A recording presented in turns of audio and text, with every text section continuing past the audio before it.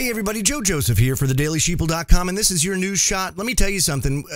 Over the past couple of days, I've been talking a lot about radiation, and rightfully so, because we have basically radiated ourselves to the point where it's having serious effects on our health and also our environment. Now, according to shtfplan.com, workers are evacuated from America's most contaminated nuclear site after a railway tunnel collapses. Listen to this.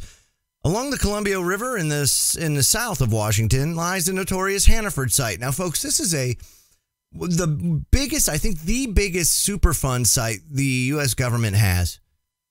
And I'll get into that in a second. The sprawling nuclear facility once was a critical component of America's nuclear arsenal. Hannaford, of course, was first established in 1943 as part of the Manhattan Project and continued to operate throughout the whole Cold War.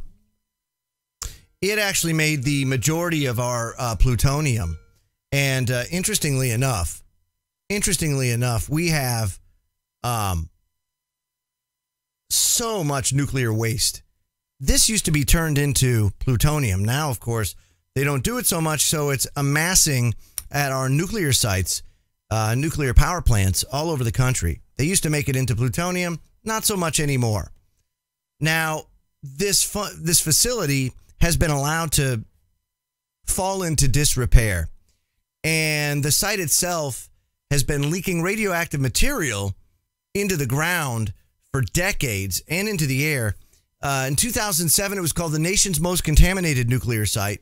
And just to give you an idea, based on a 2014 estimate of how bad it actually is, they estimate it would cost in 2014 $113.6 billion to clean up the entire site.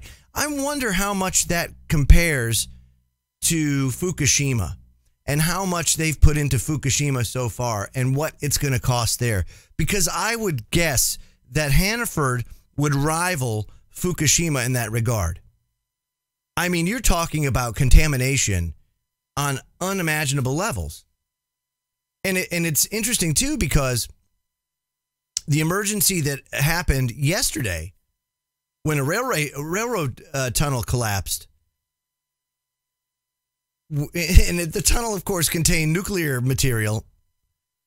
Now they've evacuated the area, and the FAA has been told to put flight restrictions over the area because they don't know what's going on or the extent of any sort of new contamination and what that may have as far as danger. We've talked about the Wigner effect and the fact that planes that fly through this kind of contamination cloud, if there is a cloud or anything else, can cause grave damage to its structural integrity and also contaminate the plane itself to where it's radioactive for quite some time. As a matter of fact, if you remember, the USS Ronald Reagan, an aircraft carrier, responded to Fukushima when it went down.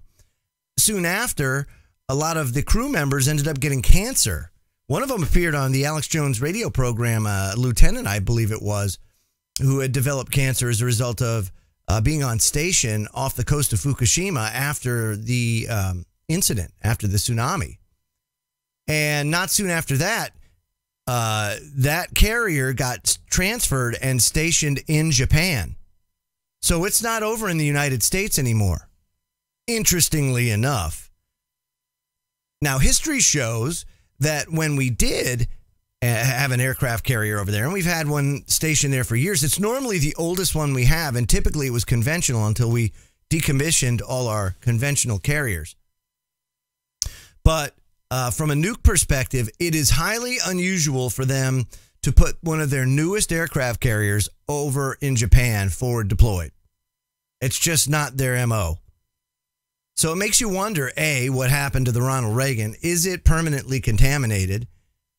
But it also shows the dangers of these nuclear power plants and nuclear sites and the dangers it poses to human health and the fact that they have no solution to these problems. They call it the cleanest energy out there, but in reality, is it really? That's what we have to ask ourselves and hold these people to account as far as, doing the jobs. These civil servants that are supposed to maintain, the environment. If they can't do the job, then why do we pay for this? You know, we talk about education, the fact that the government's failed us in that regard. The environment. Take a look at nuke energy, Department of Energy. They failed us in that regard. I mean, $113.6 billion. Folks, that's a lot of money. That's a lot of money. And I'll bet you that doesn't even scratch the surface about as far as what that cost really is in the long haul. I'm Joe Joseph. This was thedailysheeple.com's News Shot. Feel free to comment below and visit our website over at thedailysheeple.com. Have a great day.